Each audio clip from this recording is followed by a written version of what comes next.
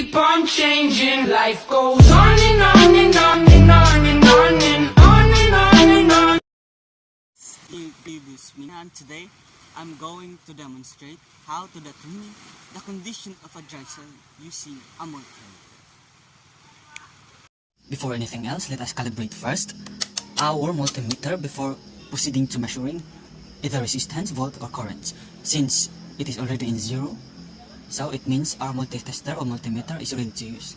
So we have here two kinds of battery or dry cell, a 12-volt dry cell and a 1.5 dry cell. So as you can see, our dry cell is still in a good condition. There is no rust or anything else or damage in it.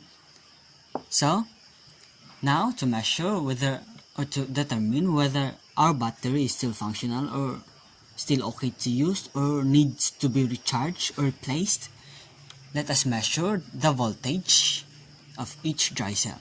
So let's set our selector knob to 50 dCV since we're going to measure first our 12-volt battery.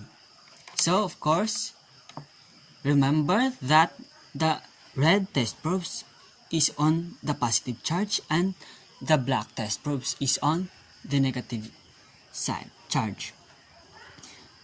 So the voltage of our 12 volts is 11 volts.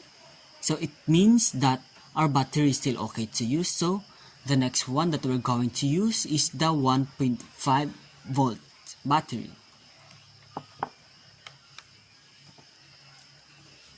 Since we're going to measure the 1.5 volts, let's set our selector knob to 2.5 dCV, and the same process is our 12-volt battery. Okay.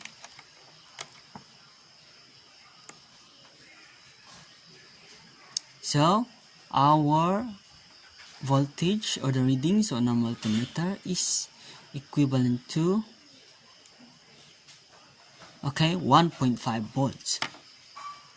So the same as its given number, so it seems that our 1.5 volts is still functional and should not be replaced by another one.